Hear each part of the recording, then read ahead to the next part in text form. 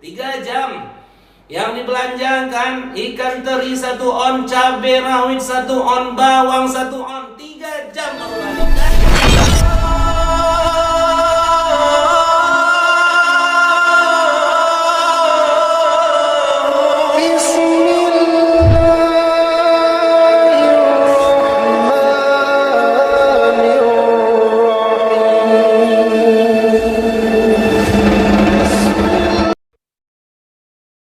Bismillahirrahmanirrahim.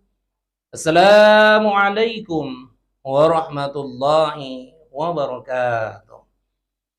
Tuan-tuan, puan-puan, saudara-saudaraku yang dirahmati Allah Subhanahu wa taala. Senang saya melihat semuanya bahagia, cerah, sehat kita semua nih. Maka tak salah kita berdoa selalu kepada Allah. Kita minta selalu kepada Allah agar Allah curahkan rahmat dan ridhonya kepada kita semua. Amin. Amin ya rabbal alamin. Puji dan syukur kita ucapkan kepada Allah Subhanahu wa taala dengan ucapan alhamdulillahi rabbil alamin, dan berselawat kita kepada junjungan kita Habibullah Nabi Muhammad sallallahu alaihi wasallam. Allahumma salli ala Sayyidina Muhammad wa ala ali Sayyidina Muhammad.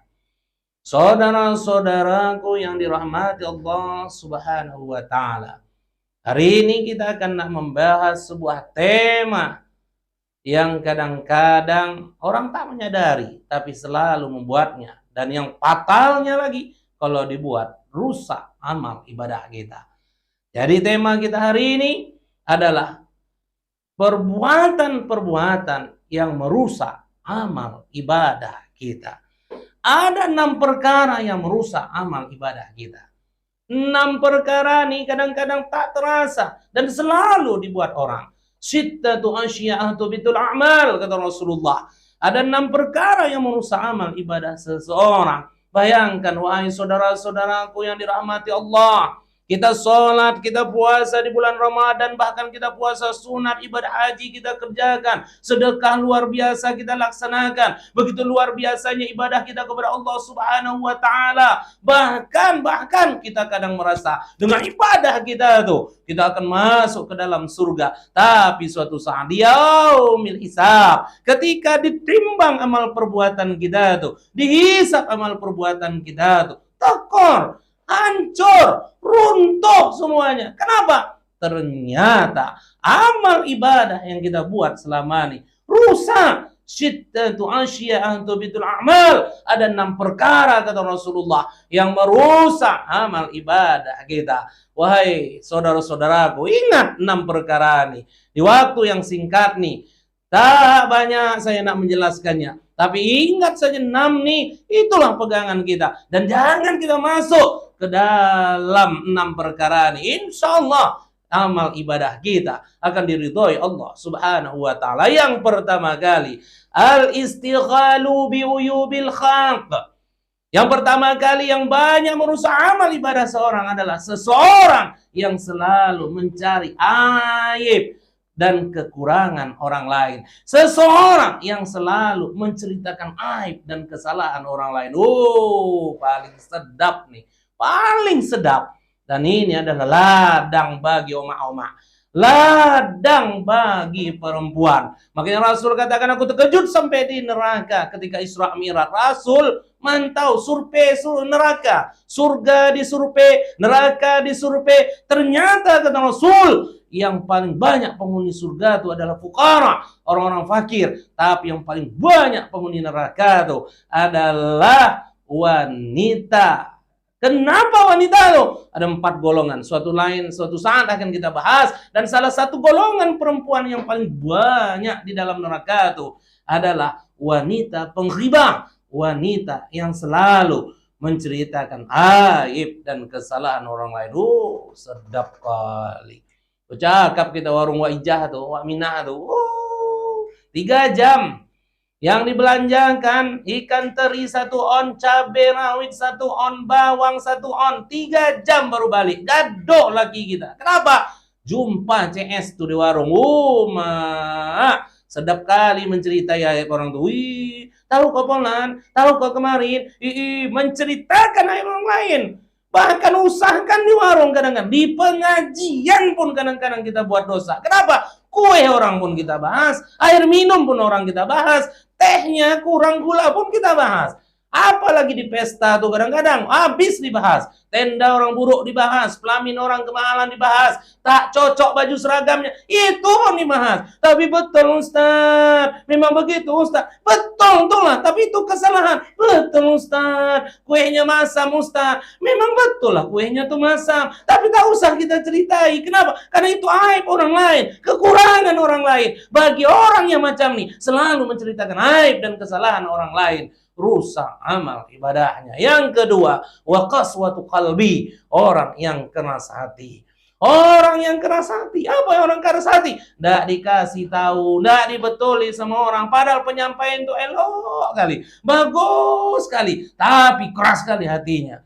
Adik, abang senang kali nengok adik tuh pakai jilbab keluar rumah, apalagi jilbabnya besar dek. Pakailah dek, selain terhindar dari dosa dek. Sedap abang nengok adik. Alah sibuk kali abang nih.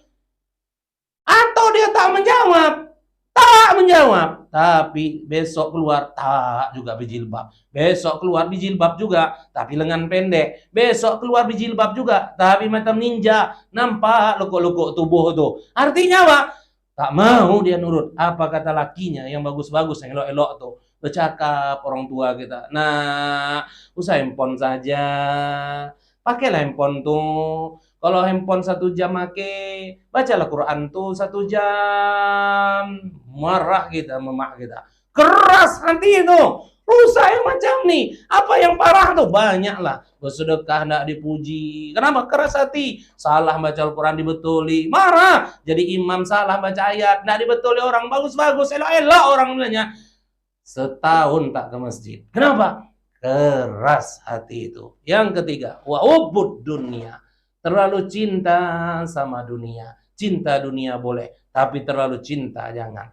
Siapa yang larang pergi ke ladang sana? Silakan. Ke ladang, ke sawah, ke laut, silakan. Tapi ke ladang kita begitu panggilan Allah datang, kita dulukan panggilan Allah tuh. Ke laut, kita dirikan panggilan Allah tuh. Itu yang namanya tak cinta dunia. Tak kerja pun salah. Pemalas namanya.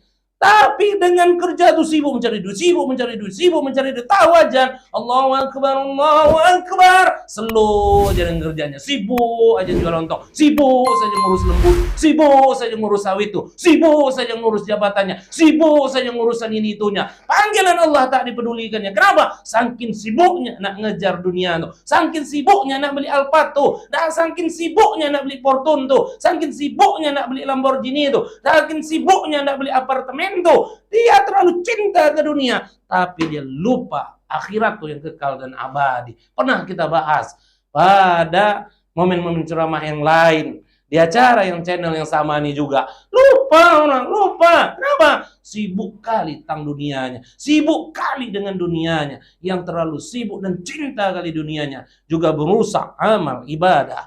Yang selanjutnya, yang keempat, wakilatul haya, sedikit rasa malu. Bu, Pak, berapa kali kita bercermin satu hari? Berapa kali? Kalau abah-abah nih rata-rata 3 kali. Kenapa 3 kali? Karena mandinya 3 kali. Itu pun punya rambut. Kadang kita mandi cuma 2 kali satu hari. Tak berambut pula, lupa kita bercermin. Kenapa? Apalagi mau disikatkan, rambut tuh tak habis. Tapi kalau omak-omak 17 kali rata-rata satu hari. Ada pun yang lebih. Kenapa? Asal lewat cermin, balik lagi. Asal lewat cermin, balik lagi. Nyapu pun bercermin. Nak masak pun bercermin. Semua nak berkaca. Apa hikmah kita berkaca tuh? Coba tengok kaca tuh. Coba tengok cermin tuh. Tangan kanan kita di cermin tuh jadi tangan kiri. Artinya kebalikan kita. Yang dah Ustaz sampaikan, lama kita bercermin tuh beda. Umur kita 16 tahun dengan 61 tahun. Beda umur kita 17 dengan 71 tahun. Kenapa? 16 tahun, 17 tahun. Gigi kita rapat putih-putih. 71 tahun. Rontok dah gigi tuh. Pipi kita 16 tahun, 17 tahun. Bagus, ketat. 71 tahun, 61 tahun. Keriput. Rambut kita hitam, tebal, sedap disikati, disiseri. Tapi 61 tahun, 71 tahun. Tipis, rontok, putih. Uban pun sudah ada. Artinya apa?